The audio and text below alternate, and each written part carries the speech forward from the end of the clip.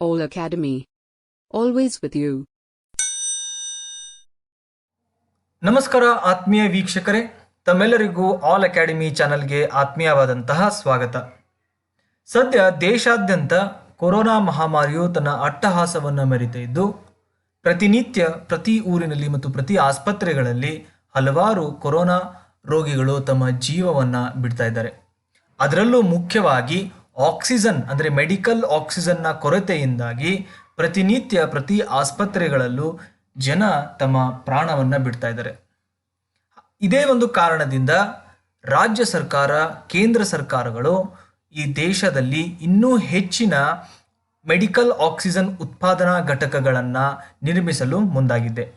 ಹಾಗಿದ್ರೆ ಬನ್ನಿ ವೀಕ್ಷಕರೇ, ಈ ಮೆಡಿಕಲ್ ಆಕ್ಸಿಜನ್ ಯಾವ ರೀತಿ ತಯಾರಿಸ್ತಾರೆ ಮತ್ತು ಈ ಮೆಡಿಕಲ್ ಆಕ್ಸಿಜನನ್ನು ತಯಾರು ಮಾಡಲು ಯಾವ ಯಾವ ಉಪಕರಣಗಳು ಬೇಕು ಮತ್ತು ಈ ಮೆಡಿಕಲ್ ಆಕ್ಸಿಜನ್ ತಯಾರಿ ಮಾಡಿದ ನಂತರ ಅಂದರೆ ಉತ್ಪಾದನೆ ಮಾಡಿದ ನಂತರ ಆ ಆಕ್ಸಿಜನ್ ಘಟಕದಿಂದ ಆಸ್ಪತ್ರೆಗಳಿಗೆ ಯಾವ ರೀತಿ ಸಾಗಾಣಿಕೆ ಮಾಡ್ತಾರೆ ಅನ್ನುವ ಒಂದು ಸಂಪೂರ್ಣ ಮಾಹಿತಿಯನ್ನ ಈ ಒಂದು ವಿಡಿಯೋದಲ್ಲಿ ನೋಡೋಣ. ಸೊ ತಮ್ಮೆಲ್ಲರಿಗೂ ತಿಳಿದಿರುವ ಹಾಗೆ ಪ್ರತಿಯೊಂದು ಜೀವ ಜಂತು ಈ ಜಗತ್ತಿನಲ್ಲಿ ಬದುಕಬೇಕಂತಂದ್ರೆ ಅದಕ್ಕೆ ಉಸಿರಾಟದ ಕ್ರಿಯೆಯನ್ನು ಹೊಂದಿರುತ್ತೆ. ಸೊ ಈ ಉಸಿರಾಟದ ಪ್ರಕ್ರಿಯೆಯಲ್ಲಿ ಆಕ್ಸಿಜನ್ ಅನ್ನ ಒಳಗಡೆ ತೆಗೆದುಕೊಂಡು ನಾವು ಇಂಗಾಲದ ಡೈಆಕ್ಸೈಡ್ ಅಂದ್ರೆ ಕಾರ್ಬನ್ ಡೈಆಕ್ಸೈಡ್ ಅನ್ನ ಹೊರಗಡೆ ಹಾಕ್ತೀವಿ. ಸೊ ಆದ್ರೆ ಈ ಏರೆ ಅಂದ್ರೆ ಗಾಳಿನೇ ಆಕ್ಸಿಜನ್ನ ಎಲ್ಲರೂ ಏನು ತಿಳ್ಕೊಂಡಿರ್ತಾರೆ, ಗಾಳಿನೇ ಆಕ್ಸಿಜನ್ ಅಂತ ತಿಳ್ಕೊಂಡಿರ್ತಾರೆ. ಹಾಗಲ್ಲ ವೀಕ್ಷಕರೇ, ಗಾಳಿಯಲ್ಲಿ ಆಕ್ಸಿಜನ್ನೊಂದಿಗೆ ಇನ್ನೂ ಹಲವಾರು ಅನಿಲಗಳು ಅಂದ್ರೆ ಗ್ಯಾಸಸ್ಗಳು ಒಂದು ಪರ್ಸೆಂಟೇಜ್ ನಲ್ಲಿ ಡಿಸ್ಟ್ರಿಬ್ಯೂಟ್ ಆಗಿರುತ್ತೆ. ನಮ್ಮ ಈ ಎನ್ವಿರಾನ್ಮೆಂಟ್, ಈ ಪರಿಸರದಲ್ಲಿರುವಂತಹ ಗಾಳಿಯಲ್ಲಿ ಕೇವಲ ಆಕ್ಸಿಜನ್ ಮಾತ್ರ ಅಲ್ಲ, ಅಂದ್ರೆ ಈ ಎನ್ವಿರಾನ್ಮೆಂಟಲ್ ಏರಿದೆಯಲ್ಲ, ಈ ಪರಿಸರದಲ್ಲಿರುವಂತಹ ಗಾಳಿಯಲ್ಲಿ 78% ನೈಟ್ರೋಜನ್ ಇರುತ್ತೆ ಮತ್ತು ಆಕ್ಸಿಜನ್ ಇರೋದು 20.9% ಅಂದರೆ 20.9% ಆಕ್ಸಿಜನ್ ಇರುತ್ತೆ.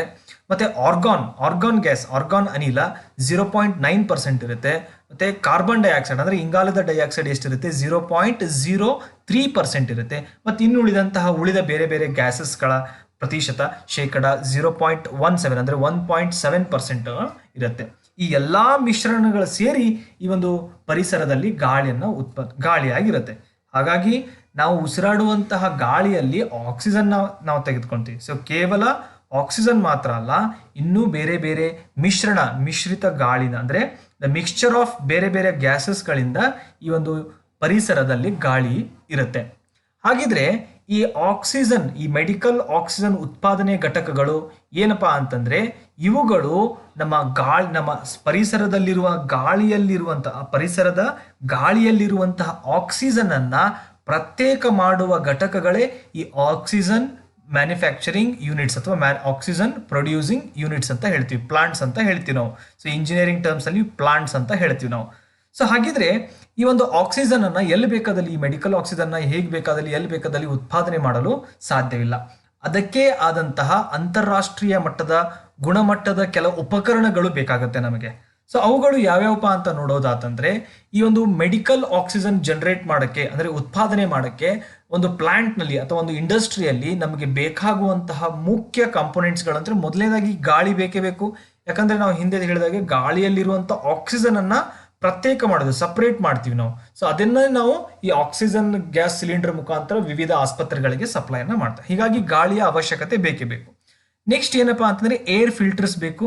ನೆಕ್ಸ್ಟ್ ಕಾಂಪ್ರೆಸರ್ ಯೂನಿಟ್ ಬೇಕಾಗುತ್ತೆ, ಪಿಸ್ಟನ್ ಬೇಕಾಗುತ್ತೆ, ಫ್ರೀಸಿಂಗ್ ಯೂನಿಟ್, ಟ್ಯೂಬ್ ಕಾಯಿಲ್ಸ್ ಅಥವಾ ಕಾಯಿಲ್ ಟ್ಯೂಬ್ಸ್ ಅಂತ ಹೇಳ್ತೀವಿ, ಸಪರೇಟರ್ ಯೂನಿಟ್ ಅಂತ ಹೇಳ್ತೀವಿ, ಎಕ್ಸ್ಪ್ಯಾನ್ಷನ್ ಟರ್ಬೈನ್ ಬೇಕಾಗುತ್ತೆ, air distillation unit, inlet and outlet valves ಮತ್ತು ಪೈಪ್ಲೈನ್ ಅರೇಂಜ್ಮೆಂಟ್. ಸೊ ಇಷ್ಟು ಉಪಕರಣಗಳು ನಮಗೆ ಒಂದು ಆಕ್ಸಿಜನ್ ಪ್ಲಾಂಟ್ ಉತ್ಪಾದನೆ ಘಟಕಗಳಲ್ಲಿ ಬೇಕಾಗುವಂತ ಸಾಮಗ್ರಿಗಳು ಅಥವಾ ಉಪಕರಣಗಳು. ಸೊ ಇವೆಲ್ಲ ಏನಿರಬೇಕು, ಇಂಟರ್ನ್ಯಾಷನಲ್ ಸ್ಟ್ಯಾಂಡರ್ಡ್ ಅನ್ನ ಹೊಂದಿರುವಂತಹ ಉಪಕರಣಗಳಾಗಿರ್ಬೇಕು ಮತ್ತು ತುಂಬಾನೇ ಕ್ಯಾಲಿಬ್ರೇಟೆಡ್ ಹಾಗೂ ಒಂದು ಅಕ್ಯುರೇಟ್ ಆದಂತಹ ಉಪಕರಣಗಳನ್ನ ಹೊಂದಿದ್ರೆ ನಾವು ಈ ಆಕ್ಸಿಜನ್ ನ ತಯಾರು ಮಾಡಲು ಸಾಧ್ಯವಾಗುತ್ತೆ. ಹಾಗಿದ್ರೆ ಯಾಕಂದ್ರೆ ಈ ಆಕ್ಸಿಜನ್ ನ ಇಡೀ ದೇಶಾದ್ಯಂತ ಸಪ್ಲೈ ಮಾಡ್ಬೇಕಂತಂದ್ರೆ ಹ್ಯೂಜ್ ಕೆಪಾಸಿಟಿ ಇದೆ, ದೊಡ್ಡ ದೊಡ್ಡ ಯೂನಿಟ್ಗಳಲ್ಲಿ ನಾವು ಈ ಒಂದು ಆಕ್ಸಿಜನ್ ಉತ್ಪಾದನಾ ಘಟಕಗಳನ್ನ ತಯಾರು ಮಾಡಬೇಕಾಗುತ್ತೆ. ಅದೇ ನಿಟ್ಟಿನಿಂದ ಈಗ ರಾಜ್ಯ ಸರ್ಕಾರಗಳು ಮತ್ತು ಕೇಂದ್ರ ಸರ್ಕಾರಗಳು ಒಟ್ಟುಗೂಡಿ ದೇಶದ ವಿವಿಧ ಭಾಗದಲ್ಲಿ ಹೊಸ ಈ ಆಕ್ಸಿಜನ್ ಪ್ರೊಡ್ಯೂಸಿಂಗ್ ಅಂದ್ರೆ ಮೆಡಿಕಲ್ ಆಕ್ಸಿಜನ್ ಉತ್ಪಾದನಾ ಘಟಕಗಳನ್ನು ಪ್ರಾರಂಭಿಸಲು ನಿರ್ಧರಿಸಿದೆ. ಸೊ ಈ ಒಂದು ಈಗ ನೀವು ಸ್ಕ್ರೀನ್ ಮೇಲೆ ನೋಡ್ತಿದ್ದೀರಾ, ಇದು ಒಂದು ಜನರಲ್ ಲೇಔಟ್ ಅಂತ ಹೇಳ್ತೀವಿ ನಾವು. ಆಕ್ಸಿಜನ್ ಪ್ರೊಡ್ಯೂಸಿಂಗ್ ಅಥವಾ ಆಕ್ಸಿಜನ್ ಉತ್ಪಾದನಾ ಘಟಕದ ಒಂದು ಜನರಲ್ ಲೇಔಟ್. ಸೊ ನಮ್ಮ ಈ ಮೊದಲೇ ಹೇಳಿದಾಗೆ ಈ ಎಲ್ಲ ಅರೇಂಜ್ಮೆಂಟ್ಗಳು, ಏರ್ ಫಿಲ್ಟರ್ ಇಲ್ಲಿದೆ, ಅದರ ನಂತರ ಕಾಂಪ್ರೆಸರ್ ಯೂನಿಟ್ ಬರುತ್ತೆ, ಅದರ ನಂತರ ಫ್ರೀಸಿಂಗ್ ಯೂನಿಟ್ ಬರುತ್ತೆ. ಈ ಫ್ರೀಸಿಂಗ್ ಯೂನಿಟ್ನಲ್ಲೇ ಈ ಕಾಯಿಲ್ ಟ್ಯೂಬ್ಸ್ಗಳನ್ನು ಪ್ಲೇಸ್ ಮಾಡಿರ್ತಾರೆ. ಈ ಟ್ಯೂಬ್ಗಳ ಕಾಯಿಲ್ ಟ್ಯೂಬ್ಸ್ ಫ್ರೀಸಿಂಗ್ ಯೂನಿಟ್ ಆದ ನಂತರ ಸಪ್ರೇಟರ್ ಯೂನಿಟ್ ಅಂತ ಇರುತ್ತೆ. ನೆಕ್ಸ್ಟ್ ಸಪ್ರೇಟರ್ ಯೂನಿಟ್ ಆದಮೇಲೆ ಎಕ್ಸ್ಪ್ಯಾನ್ಷನ್ ಟರ್ಬೈನ್ ಬರುತ್ತೆ. ಎಕ್ಸ್ಪ್ಯಾನ್ಷನ್ ಟರ್ಬೈನ್ ಆದ ನಂತರ ಬರೋದೇ ಡಿಸ್ಟಿಲೇಷನ್. ಅದಾದ ನಂತರ ಈ ಡಿಸ್ಟಿಲೇಷನ್ ಪ್ರೊಸೆಸ್ನಲ್ಲಿ ಈ ಮೆಡಿಕಲ್ ಆಕ್ಸಿಜನ್ ಅನ್ನು ನಾವು ಉಳಿದ ಗ್ಯಾಸ್ಗಳಿಂದ ಸಪ್ರೇಟ್ ಆಗಿ ಮಾಡಿ ಅಲ್ಲಿಂದ ಅವುಗಳನ್ನು ನಾವು ತೆಗೆದುಕೊಂಡು ಹೋಗ್ತೀವಿ. ಹಾಗಿದ್ರೆ ಬನ್ನಿ, ಯಾವ ರೀತಿ ಈ ಒಂದು ನಾರ್ಮಲ್ ನಮ್ಮ ಪರಿಸರದಲ್ಲಿರುವ ಗಾಳಿಯಿಂದ ನಾವು ಆಕ್ಸಿಜನ್ನ ಹೊರ ತೆಗಿತೀವಿ ಅನ್ನೋ ಪ್ರೊಸೆಸ್ನ ನಾವು ಇಲ್ಲಿ ಡೀಟೇಲ್ ಆಗಿ ನೋಡೋಣ. ಸೊ ಮೊದಲು ಇಲ್ಲಿ ಆಕ್ಸಿಜನ್ ಇದೆ ನೋಡಿ, ಈ ಎನ್ವಿರಾನ್ಮೆಂಟ್ ನಮ್ಮ ಪರಿಸರದಲ್ಲಿರುವಂಥ ಆಕ್ಸಿಜನ್ ಅನ್ನ ನಾವು ಸಕ್ ಮಾಡ್ತೀವಿ, ಅಂದ್ರೆ ಅದನ್ನ ಎಳೆದುಕೊಂತೀವಿ ಒಂದು ಮಷಿನ್ಗಿಂದ. ಈ ನಮ್ಮ ಒಂದು ಎಳೆದುಕೊಳ್ಳುವ ಮಷಿನ್ಗಳಿಂದ ಈ ಹೊರ ಪರಿಸರದಲ್ಲಿರುವಂಥ ಗಾಳಿಯನ್ನು ಎಳೆದುಕೊಂಡು ಅದನ್ನ ಏರ್ ಫಿಲ್ಟರ್ ಮುಖಾಂತರ ನಾವು ಪಾಸ್ ಮಾಡ್ತೀವಿ. ಏರ್ ಫಿಲ್ಟರ್ನಲ್ಲಿ ಎದಕ್ಕೆ ಪಾಸ್ ಮಾಡಬೇಕಪ್ಪ ಅಂದ್ರೆ, ಫಿಲ್ಟರ್ ಅಂದ್ರೆ ನಿಮಗೆಲ್ಲ ಗೊತ್ತು, ಫಿಲ್ಟ್ರೇಷನ್ ಮಾಡುತ್ತೆ ಅದು. ಏರ್ ಫಿಲ್ಟರ್ನಲ್ಲಿ ಎದಕ್ಕೆ ನಾವು ಪಾಸ್ ಮಾಡಬೇಕಂತಂದ್ರೆ, ಈ ಪರಿಸರದಲ್ಲಿರುವ ಗಾಳಿಯಲ್ಲಿ ಯಾವುದಾದ್ರೂ ಧೂಳಿನ ಕಣಗಳು ಅಥವಾ ಯಾವುದೇ ಫಾರಿನ್ ಬಾಡಿ ಅಂದ್ರೆ ಬೇರೆ ಆದಂಥ ಯಾವುದಾದ್ರೂ ಒಂದು ಮಿಶ್ರಿತ ಕಣಗಳಿದ್ರೆ ಅದನ್ನ ಪ್ರತ್ಯೇಕ ಮಾಡಲು ಈ ಏರ್ ಫಿಲ್ಟರ್ನ ಯೂಸ್ ಮಾಡ್ತೀವಿ. ಸೊ ಮೊದಲನೇದಾಗಿ ಫಿಲ್ಟ್ರೇಷನ್, ಫಸ್ಟ್ ಸ್ಟೇಜ್ ಅಲ್ಲಿ ಏನಾಗುತ್ತೆ ಅಂದ್ರೆ ಫಿಲ್ಟರ್ ಮಾಡ್ತೀವಿ ಏರ್ ಅನ್ನ. ಈ ನಾರ್ಮಲ್ ಪರಿಸರದ ಗಾಳಿಯನ್ನ ಶುದ್ಧ ಗಾಳಿಯಾಗಿ ಏರ್ ಫಿಲ್ಟರ್ ಮಾಡುತ್ತೆ. ಸೊ ಎಲ್ಲ ಡಸ್ಟ್ ಪಾರ್ಟಿಕಲ್ನ ತೆಗೆದು ಇಲ್ಲಿ ಶುದ್ಧ ಗಾಳಿಯನ್ನಾಗಿ ಮಾಡುತ್ತೆ. ಈ ಶುದ್ಧ ಗಾಳಿ ಏನಿರುತ್ತೆ ನೋಡಿ, ಇದಿನ್ನೂ ಆಕ್ಸಿಜನ್ ಅಲ್ಲ, ಈಗ ಇರೋನ್ನ ಹೇಳ್ತಾ ಇರೋದು ಗಾಳಿ. ಈ ಗಾಳಿಯಲ್ಲಿ ನೈಟ್ರೋಜನ್ ಇರುತ್ತೆ, ಆರ್ಗಾನ್ ಇರುತ್ತೆ, ಆಕ್ಸಿಜನ್ ಇರುತ್ತೆ, ಕಾರ್ಬನ್ ಡೈಆಕ್ಸೈಡ್ ಇರುತ್ತೆ, ಮತ್ತು ಬೇರೆ ಬೇರೆ ಗ್ಯಾಸಸ್ಗಳಿರುತ್ತೆ. It is a mixture of gases, ಒಂದು ಅನಿಲಗಳ ಮಿಶ್ರಣ ಅದು ಗಾಳಿ. ಈ ಗಾಳಿ ಏನು ಬರುತ್ತಲ್ಲ, ಶುದ್ಧವಾದಂಥ ಗಾಳಿನ ಮುಂದಿನ ಸ್ಟೇಜ್ ಅಂದರೆ ಕಾಂಪ್ರೆಸರ್ ಯೂನಿಟ್ನಲ್ಲಿ ನಾವು ಅದನ್ನು ಕಳಿಸ್ತೀವಿ. ಕಾಂಪ್ರೆಷನಲ್ ಯೂನಿಟ್ನಲ್ಲಿ ಇನ್ಲೆಟ್ ವಾಲ್ ಮುಖಾಂತರ ಈ ಕಾಂಪ್ರೆಷನ್ ಯೂನಿಟ್ನಲ್ಲಿ ಕಳಿಸ್ತೀವಿ. ಈ ಕಾಂಪ್ರೆಸರ್ ಯೂನಿಟ್ ಏನಪ್ಪಾ ಅಂತಂದ್ರೆ ಇಲ್ಲೊಂದು ಪಿಸ್ಟನ್ ಸಿಲಿಂಡರ್ ಅರೇಂಜ್ಮೆಂಟ್ ಮಾಡಿರ್ತಾರೆ. ಈ ಕಾಂಪ್ರೆಸರ್ ಯೂನಿಟ್ ಅಲ್ಲಿ ಏನಾಗುತ್ತೆ ಅಂತಂದ್ರೆ, ಈ ಗಾಳಿಯನ್ನ ಅತ್ಯಂತ ಪ್ರೆಷರೈಸ್ ಮಾಡ್ತಾರೆ. ಅದನ್ನ ಅಂದ್ರೆ ಪ್ರೆಷರೈಸ್ ಮಾಡಿದ್ರೆ ಈ ಪ್ರೆಷರೈಸ್ಡ್ ಏರ್ ಆಗಿ ಮಾಡ್ತಾರೆ. ಈ ಪ್ರೆಷರೈಸ್ಡ್ ಏರ್ ಅಂದ್ರೆ ಸಂಕುಚಿತ ವಾಯು ಅಂತ ಹೇಳ್ತೀವಿ, ಸಂಕುಚಿತ ಗಾಳಿ ಅಂತ ಹೇಳ್ತೀವಿ ನಾವು. ಪ್ರೆಷರೈಸ್ ಮಾಡಿದ ನಂತರ ಈ ಪ್ರೆಷರೈಸ್ ಮಾಡುವ ಪ್ರಕ್ರಿಯೆಯಲ್ಲಿ ಏನಾಗುತ್ತೆ, ಈ ಗಾಳಿ ಸ್ವಲ್ಪ ಟೆಂಪ್ರೇಚರ್ ಅನ್ನ ತಗೊಳ್ಕೊಳ್ಳುತ್ತೆ, ಅಂದ್ರೆ ಟೆಂಪ್ರೇಚರ್ ರೈಸ್ ಆಗುತ್ತೆ. ಈ ಉಷ್ಣ ಏನಾಗುತ್ತೆ, ಗಾಳಿಯ ಉಷ್ಣ ಸ್ವಲ್ಪ ಹೆಚ್ಚಿಗೆ ಆಗುತ್ತೆ. ಸೊ ಈ ಒಂದು ಕಾಂಪ್ರೆಸ್ಡ್ ಏರ್ ಅಂದ್ರೆ ಸಂಕುಚಿತ ವಾಯುವನ್ನ ನೆಕ್ಸ್ಟ್ ಸ್ಟೇಜ್ಗೆ ಸಪ್ಲೈ ಮಾಡ್ತೀವಿ. ನೆಕ್ಸ್ಟ್ ಸ್ಟೇಜ್ ಅಂದ್ರೆ ಏನು, ಅದು ಫ್ರೀಸಿಂಗ್ ಯೂನಿಟ್ ಅಥವಾ ಹೀಟ್ ಎಕ್ಸ್ಚೇಂಜಿಂಗ್ ಯೂನಿಟ್ ಅಂತ ಹೇಳ್ತೀವಿ ನಾವು. ಇಂಜಿನಿಯರಿಂಗ್ ಟರ್ಮ್ ನಲ್ಲಿ ಅಥವಾ ಇಂಡಸ್ಟ್ರಿ ಟರ್ಮ್ ಅಲ್ಲಿ ಹೀಟ್ ಎಕ್ಸ್ಚೇಂಜಿಂಗ್ ಯೂನಿಟ್ ಅಂತ ಹೇಳ್ತೀವಿ. ಫ್ರೀಸಿಂಗ್ ಅಂದ್ರೆ ಅರ್ಥ ಗೊತ್ತಾಯ್ತಲ್ಲ ನಿಮ್ಗೆ. ಫ್ರೀಸಿಂಗ್ ಅಂತಂದ್ರೆ ಒಂದು ಐಸ್ ಅನ್ನ ಹೇಗೆ ಫ್ರೀಸ್ ಮಾಡ್ತೀವಿ, ಅದನ್ನ ದ್ರವದಿಂದ ಘನಗಾಗಿ ಫ್ರೀಸ್ ಮಾಡ್ತೀವಲ್ಲ, ಅದೇ ರೀತಿ ಇಲ್ಲಿ ನಾವು ಟೆಂಪ್ರೇಚರ್ನ ಚೇಂಜ್ ಮಾಡ್ತೀವಿ, ಅಂದ್ರೆ ಟೆಂಪ್ರೇಚರ್ನ ರಿಡ್ಯೂಸ್ ಮಾಡ್ತೀವಿ, ಉಷ್ಣವನ್ನ ಕಡಿಮೆ ಮಾಡ್ತೀವಿ ಫ್ರೀಸಿಂಗ್ ಯೂನಿಟ್ನಲ್ಲಿ.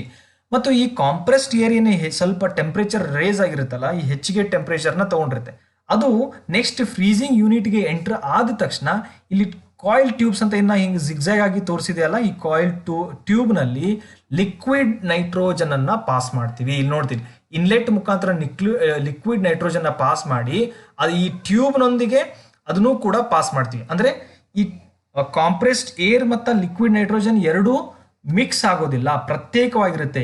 ಈಗ ಒಂದು ಟ್ಯೂಬ್ ಇರುತ್ತೆ, ಆ ಟ್ಯೂಬ್ ಸುತ್ತಲೂ ಈ ಕಾಯಿಲ್ ಟ್ಯೂಬ್ಸ್ ಅನ್ನ ನಾವು ಸುತ್ತಿರ್ತೀವಿ. ಇದು ಪೈಪಿಂಗ್ ಅರೇಂಜ್ಮೆಂಟ್, ಮೇನ್ ಇವೆಲ್ಲ ಪೈಪಿಂಗ್ ಅರೇಂಜ್ಮೆಂಟ್. ಈ ಪೈಪ್ನ ಸುತ್ತಲೂ ಈ ಟ್ಯೂಬ್ಸ್ ಅನ್ನ ನಾವು ಸುತ್ತಿರ್ತೀವಿ. ಯಾವ ಟ್ಯೂಬ್ಸ್ ಅಂದ್ರೆ ಇದು ಲಿಕ್ವಿಡ್ ನೈಟ್ರೋಜನ್ ಟ್ಯೂಬ್ಸ್ ನ ಸುತ್ತಿರ್ತೀವಿ. ಮತ್ತೆ ಲಿಕ್ವಿಡ್ ನೈಟ್ರೋಜನ್ ಯಾಕೆ ಬಳಸ್ತೀವಿ ಅಂತಂದ್ರೆ, ಲಿಕ್ವಿಡ್ ನೈಟ್ರೋಜನ್ ಅತ್ಯಂತ ತಂಪಾದ ಒಂದು ಸಬ್ಸ್ಟೆನ್ಸ್.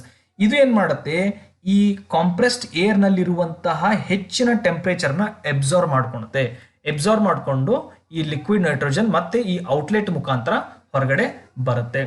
ಯಾವಾಗ ಇಲ್ಲಿ ಟೆಂಪರೇಚರ್ ರೆಡ್ಯೂಸ್ ಆಗುತ್ತಲ್ಲ, ಅವಾಗ ಈ ಕಾಂಪ್ರೆಸ್ಡ್ ಏರ್ ಮುಂದಿನ ಘಟಕಕ್ಕೆ ಕಳಿಸಲು ರೆಡಿ ಆಗುತ್ತೆ. ಈ ಕಾಂಪ್ರೆಸ್ಡ್ ಏರ್ನ ನೆಕ್ಸ್ಟ್ ಏನ್ ಮಾಡ್ತೀವಿ ನಾವು, ಈ ಫ್ರೀಸಿಂಗ್ ಯೂನಿಟ್ ಆದ ನಂತರ ಲೋ ಟೆಂಪರೇಚರ್ ಕಾಂಪ್ರೆಸ್ಡ್ ಏರ್ ಅಂದ್ರೆ ಕಡಿಮೆ ಉಷ್ಣದ ಕಾಂಪ್ರೆಸ್ಡ್ ಏರ್ ಅನ್ನ ಮುಂದಿನ ಯೂನಿಟ್ಗೆ ಕಳಿಸ್ತೀವಿ. ಮುಂದಿನ ಯೂನಿಟ್ ಯಾವ್ದಪ್ಪ ಅಂತಂದ್ರೆ ಅದು ಸಪರೇಟರ್ ಯೂನಿಟ್ ಅಂತ ಹೇಳ್ತಾರೆ. ಅದಕ್ಕೆ ಸಪರೇಟರ್ ಶಬ್ದನೇ ಗೊತ್ತಾಗುತ್ತೆ. ಸಪರೇಟ್ ಅಂದ್ರೆ ಸಪರೇಟ್ ಮಾಡುವಂತಹ ಒಂದು ಯೂನಿಟ್. ಈ ಸಪರೇಟ್ ಮಾಡುವಂತಹ ಯೂನಿಟ್ ನಲ್ಲಿ ಇಲ್ಲಿ ಮೊದಲೇ ಹೇಳಿದಾಗೆ ಗಾಳಿಯಲ್ಲಿ ಏನಿರುತ್ತೆ, ಈ ಶುದ್ಧವಾದಂಥ ಗಾಳಿ, ಈ ಗಾಳಿಯಲ್ಲಿ ಏನಿರುತ್ತೆ ನೈಟ್ರೋಜನ್, ಆರ್ಗಾನ್, ಆಕ್ಸಿಜನ್ ಮತ್ತು ಕಾರ್ಬನ್ ಡೈಆಕ್ಸೈಡ್. ಇಲ್ಲಿ ಏನಾಗುತ್ತಪ್ಪ, ಈ ಸಪರೇಟರ್ ಯೂನಿಟ್ನಲ್ಲಿ ಈ ಕಾರ್ಬನ್ ಡೈಆಕ್ಸೈಡ್ ಅನ್ನ ಮೊದಲಿಗೆ ನಾವು ಹೊರಗೆ ತೆಗೆದುಬಿಡ್ತೀವಿ. ಅಂದ್ರೆ ಗಾಳಿಯಲ್ಲಿರುವಂತಹ ಕಾರ್ಬನ್ ಡೈಆಕ್ಸೈಡ್ ಅನ್ನ ಹೊರಗೆ ತೆಗಿತೀವಿ. ಆ ಕಾರ್ಬನ್ ಡೈಆಕ್ಸೈಡ್ ಯಾವ ಮುಖಾಂತರ ಹೊರಗೆ ಬರುತ್ತೆ ಅಂದ್ರೆ ಅದು ಡ್ರೈ ಐಸ್ ಮುಖಾಂತರ, ಡ್ರೈ ಐಸ್ ಆಗಿ ಈ ಕಾರ್ಬನ್ ಡೈಆಕ್ಸೈಡ್ ನ ಹೊರಗೆ ತೆಗಿತೀವಿ. ಇನ್ನು ಉಳಿದಂತೆ ಈ ಗಾಳಿಯಲ್ಲಿ ಉಳಿದಂತಹ ಯಾವ ಅನಿಲಗಳು ಉಳಿತಾವಪ್ಪ ಅಂತಂದ್ರೆ ಈ ಶುದ್ಧ ಗಾಳಿಯಲ್ಲಿ ನೈಟ್ರೋಜನ್ ಉಳಿಯುತ್ತೆ, ಆರ್ಗಾನ್ ಉಳಿಯುತ್ತೆ ಮತ್ತು ನಮ್ಮ ಆಕ್ಸಿಜನ್, ನಮಗೆ ಬೇಕಾಗಿರೋದೇನು ಮುಖ್ಯವಾಗಿ ಆಕ್ಸಿಜನ್. ಈ 3 ಮುಖ್ಯ ಅನಿಲಗಳು ಈ ಒಂದು ಗಾಳಿಯಲ್ಲೇ ಉಳಿಯುತ್ತೆ. ಅದನ್ನ ನೆಕ್ಸ್ಟ್ ಈ ಸಪರೇಟರ್ ಯೂನಿಟ್ ಆದ್ಮೇಲೆ ಯಾವಾಗ ಈ ಕಾರ್ಬನ್ ಡೈಆಕ್ಸೈಡ್ ನ ತೆಗಿತೀವಿ, ಅದು ಯಾವುದು ಡ್ರೈ ಐಸ್ ಮುಖಾಂತರ, ನೆಕ್ಸ್ಟ್ ಬರೋದು ನಮ್ಮ ಎಕ್ಸ್ಪ್ಯಾನ್ಷನ್ ಟರ್ಬೈನ್ ಅಂತ ಹೇಳ್ತೀವಿ. ಏನಪ್ಪಾ ಟರ್ಬೈನ್ ಅಂತಂದ್ರೆ ಈ ಟರ್ಬೈನ್ ನಲ್ಲಿ ನಾವು ಎಕ್ಸ್ಪಾಂಡ್ ಮಾಡ್ತೀವಿ. ಎಕ್ಸ್ಪಾಂಡ್ ಅಂತಂದ್ರೆ ಇದನ್ನ ಫ್ಲೋ ಮಾಡಿದಾಗ ಇಲ್ಲಿ ಮತ್ತೆ ಸ್ವಲ್ಪ ಟೆಂಪರೇಚರ್ ಏನಾಗುತ್ತೆ, ಕಡಿಮೆ ಆಗುತ್ತೆ. ಯಾಕಂದ್ರೆ ಪ್ರೆಷರ್ ಈ ಟರ್ಬೈನ್ ನಲ್ಲಿ ಎಕ್ಸ್ಪಾಂಡ್ ಮಾಡೋದ್ರಿಂದ ಏನಾಗುತ್ತೆ, ಪ್ರೆಷರ್ ಡಿಕ್ರೀಸ್ ಆಗುತ್ತೆ. ಯಾವಾಗ ಪ್ರೆಷರ್ ಡಿಕ್ರೀಸ್ ಆಗುತ್ತೆ, ಆಬ್ವಿಯಸ್ಲಿ ನಮ್ಮ ಈ ಇದೇನು ಏರ್ ಇರುತ್ತಲ್ಲ, ಈ ಗಾಳಿ ಏನಿರುತ್ತಲ್ಲ, ಇದು ಲಿಕ್ವಿಫೈಡ್ ಆಗುತ್ತೆ. ಈ ಲಿಕ್ವಿಫೈಡ್ ಗಾಳಿಯನ್ನ ನಾವು ಏನಂತ ಕರಿತೀವಿ ಅಂತಂದ್ರೆ ಲಿಕ್ವಿಡ್ ಏರ್ ಅಂತ ಕರಿತೀವಿ. ಅಂದ್ರೆ ದ್ರವ ರೂಪದ ಗಾಳಿ ಅಂತ ಕರಿತೀವಿ ನಾವು. ದ್ರವ ರೂಪದ ಗಾಳಿ, ದ್ರವ ರೂಪದ ಗಾಳಿ ಅಂತಂದ್ರೆ ಇದರಲ್ಲಿ ಈಗೂ ಕೂಡ ಆಕ್ಸಿಜನ್ ಸಪರೇಟ್ ಆಗಿರೋಂಗಿಲ್ಲ, ಇನ್ನೂ ಕೂಡ ನೈಟ್ರೋಜನ್, ಆರ್ಗಾನ್, ಆಕ್ಸಿಜನ್ 3 ಕೂಡ ಒಟ್ಟಿಗೆನೆ ಇರುತ್ತೆ. ಯಾವಾಗ ಈ ದ್ರವ ರೂಪದ ಗಾಳಿಯನ್ನ ನಾವು ಪಡೆದ ನಂತರ ಮುಂದಿನ ಸ್ಟೇಜ್ಗೆ ಕಳಿಸ್ತೀವಿ. ಮುಂದಿನ ಸ್ಟೇಜ್ ಯಾವ್ದಪ್ಪ ಅಂತಂದ್ರೆ ಅದು air distillation unit. Air distillation ಯೂನಿಟ್ಗೆ ನಾವು ಕಳಿಸ್ತೀವಿ. ಡಿಸ್ಟಿಲೇಷನ್ ಅಂದ್ರೆ ಗೊತ್ತು ನಿಮಗೆ, ಏರ್ ಡಿಸ್ಟಿಲೇಷನ್ ಅಂತಂದ್ರೆ ಡಿಸ್ಟ್ರಿಬ್ಯೂಟ್ ಮಾಡುತ್ತೆ, ಅದು ಯಾವ್ಯಾವ ಪ್ರತ್ಯೇಕವಾಗಿ ಮಾಡುವಂತ ಪ್ರಕ್ರಿಯೆ ಅದು. ಸೊ ನೆಕ್ಸ್ಟ್ ಯೂನಿಟ್ ಏನಪ್ಪ, ಏರ್ ಡಿಸ್ಟಿಲೇಷನ್ ಯೂನಿಟ್ ನಲ್ಲಿ ಈ ಗಾಳಿಯನ್ನ ಕಳಿಸ್ತೀವಿ ನಾವು, ಲಿಕ್ವಿಫೈಡ್ ಏರ್ನ ಕಳಿಸ್ತೀವಿ. ಇಲ್ಲಿ ಸ್ವಲ್ಪ ನಾವು ಟೆಂಪರೇಚರ್ನ ಆಡ್ ಮಾಡ್ತಾ ಹೋದಾಗ ಇಲ್ಲಿ ಏನಾಗುತ್ತೆ, ನಮಗೆ ಈ ಕಂಪ್ಲೀಟ್ ಏರ್ ನಲ್ಲಿ ಮೊಟ್ಟ ಮೊದಲಿಗೆ ನಮಗೆ ಹೊರಗೆ ಬರೋದು ಯಾವ್ದು ಅಂತ ಅನಿಲ ಅಂತಂದ್ರೆ ಅದು ನೈಟ್ರೋಜನ್ ಅನಿಲ. ನೈಟ್ರೋಜನ್ ಅನಿಲ ಮೊದಲಿಗೆ ಹೊರಗೆ ಬರುತ್ತೆ. ಈ ನೈಟ್ರೋಜನ್ ಪ್ರತ್ಯೇಕಗೊಳ್ಳುತ್ತೆ. ಅಂದ್ರೆ ಈ ಡಿಸ್ಟಿಲೇಷನ್ ಯೂನಿಟ್ ನಲ್ಲಿ ಆಕ್ಸಿಜನ್, ನೈಟ್ರೋಜನ್, ಆರ್ಗಾನ್ ಇರುವಂತಹ ಗಾಳಿ, ಶುದ್ಧವಾದ ಲಿಕ್ವಿಫೈಡ್ ಗಾಳಿ ಅಂದ್ರೆ ದ್ರವ ರೂಪದ ಗಾಳಿಯಲ್ಲಿ ಮೊದಲಿಗೆ ಈ ಡಿಸ್ಟಿಲೇಷನ್ ಯೂನಿಟ್ ನಲ್ಲಿ ಹೊರ ಬರೋದು ನೈಟ್ರೋಜನ್ ಅನಿಲ. ಈ ನೈಟ್ರೋಜನ್ ನ ಎಲ್ಲಿ ಬಳಸ್ತೀವಪ್ಪ ಅಂತಂದ್ರೆ ನಾವು ಅಗ್ರಿಕಲ್ಚರ್ ಇಂಡಸ್ಟ್ರಿಯಲ್ಲಿ, ಫುಡ್ ಪ್ಯಾಕಿಂಗ್ ಇಂಡಸ್ಟ್ರಿಗಳಲ್ಲಿ, ಫುಡ್ ಪ್ರೊಸೆಸಿಂಗ್ ಇಂಡಸ್ಟ್ರಿಗಳಲ್ಲಿ ನಾವು ಈ ನೈಟ್ರೋಜನ್ ನ ಯೂಸ್ ಮಾಡ್ತೀವಿ. ಮತ್ತೆ ಇದಕ್ಕಂತಾನೆ ಪ್ರತ್ಯೇಕವಾದಂತ ಲೈನ್ ಟ್ಯೂಬ್ ಕೊಟ್ಟಿರ್ತಾರೆ. ಆ ಪೈಪ್ಲೈನ್ ಗಳಿಂದ ಈ ನೈಟ್ರೋಜನ್ ನ ಗ್ಯಾಸ್ ಸಿಲಿಂಡರ್ಗಳಲ್ಲಿ ಅಂದ್ರೆ ಫಿಲ್ಅಪ್ ಮಾಡಿ ಅದನ್ನ ಆಯಾ ಅಗ್ರಿಕಲ್ಚರ್ ಸೆಕ್ಟರ್ ರಿಲೇಟೆಡ್ ಆಗಿರುವಂತಹ ಇಂಡಸ್ಟ್ರಿಗಳಿಗೆ ಸಪ್ಲೈ ಮಾಡ್ತಾರೆ. ನೆಕ್ಸ್ಟ್ ಇದಾದ ನಂತರ ನೆಕ್ಸ್ಟ್ ಸ್ಟೇಜ್ ನಲ್ಲಿ ಡಿಸ್ಟಿಲೇಷನ್ ಆಗುವಂತಹ ಅನಿಲ ಯಾವ್ದಪ್ಪ ಅಂತಂದ್ರೆ ಅದು ಆರ್ಗಾನ್. ಆರ್ಗಾನ್ ನ ಎದಕ್ಕೆ ಬಳಸ್ತೀವಿ ಅಂತಂದ್ರೆ ಎಸ್ಪೆಷಲಿ ಈ ಮೆಕ್ಯಾನಿಕಲ್ ರಿಲೇಟೆಡ್ ಇಂಡಸ್ಟ್ರಿಗಳು, ಅಂದ್ರೆ ಈ ಸ್ಟೀಲ್ ಮ್ಯಾನುಫ್ಯಾಕ್ಚರಿಂಗ್ ಇಂಡಸ್ಟ್ರಿ ಆಗಿರಲಿ, ವೆಲ್ಡಿಂಗ್ ಇಂಡಸ್ಟ್ರಿ ಆಗಿರಲಿ, ಕಾಸ್ಟಿಂಗ್ ಇಂಡಸ್ಟ್ರಿಗಳಲ್ಲಾಗಲಿ ಈ ಆರ್ಗಾನ್ ಗ್ಯಾಸ್ ಆರ್ಗಾನ್ ಅನಿಲವನ್ನ ಬಹಳಷ್ಟು ಬಳಸ್ತಾರೆ. ಹೀಗಾಗಿ ಇದನ್ನು ಕೂಡ ಸಪರೇಟ್ ಆಗಿರುವಂತ ಸಿಲಿಂಡರ್ಗಳಲ್ಲಿ ಫಿಲ್ಅಪ್ ಮಾಡಿ ಇದನ್ನ ಮುಂದೆ ಆ ರಿಲೇಟೆಡ್ ಆಗಿರುವಂತ ಇಂಡಸ್ಟ್ರಿಗಳಿಗೆ ಮಾಡ್ತಾರೆ.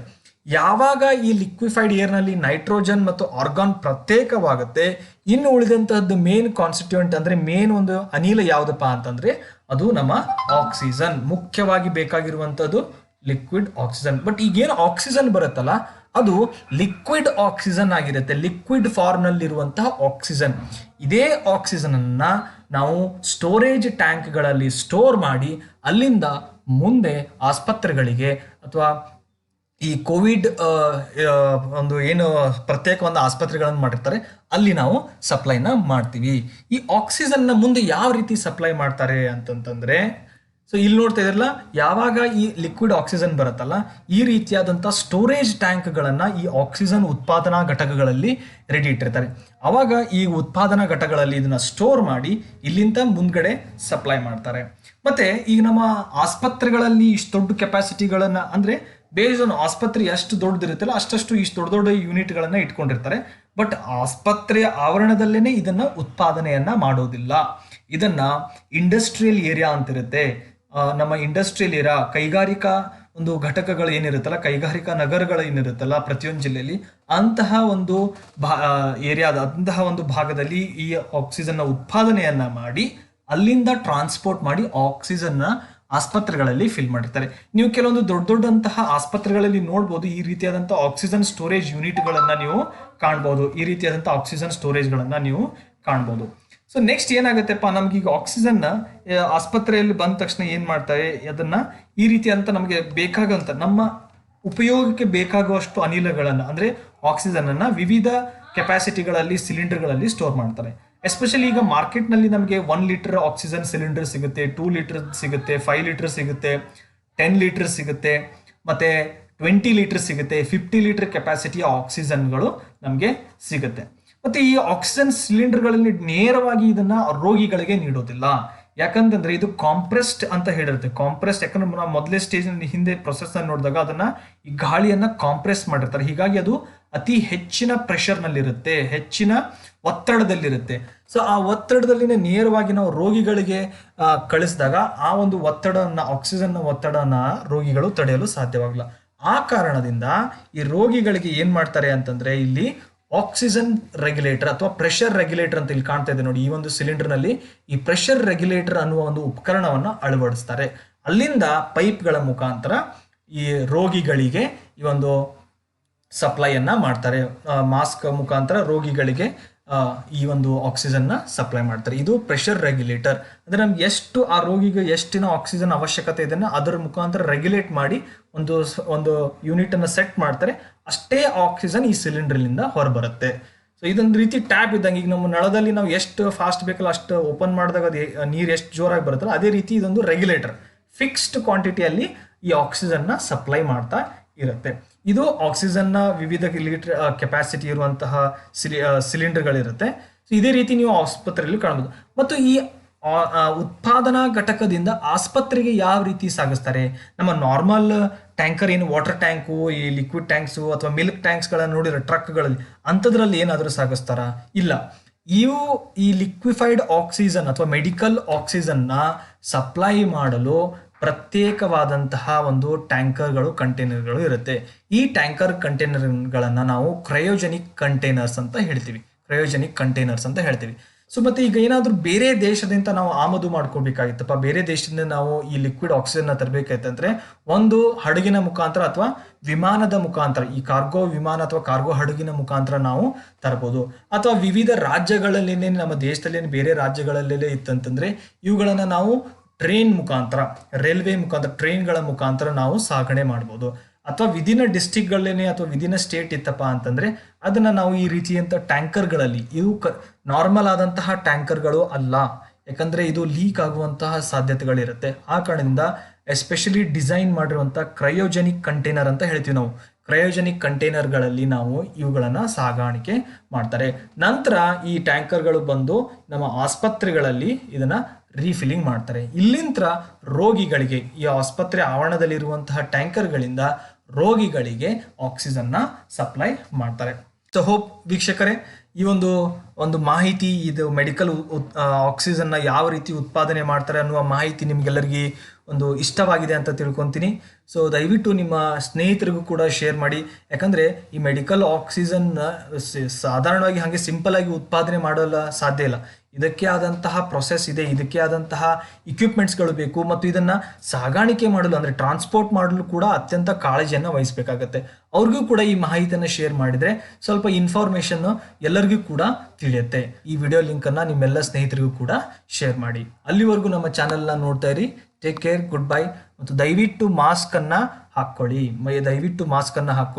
ನಾವು ಎಲ್ಲರೂ ಒಟ್ಟಾಗಿ ಕೆಲಸ ಮಾಡಿದ್ರೆ ಈ ಕೊರೋನಾವನ್ನ ಗೆಲ್ಲುವಂತಹ ಸಾಮರ್ಥ್ಯ ಮತ್ತು ಶಕ್ತಿ ನಮ್ಮೆಲ್ಲರಲ್ಲಿದೆ. ಧನ್ಯವಾದಗಳು. Click on subscribe button and press the bell icon to get updates from All Academy.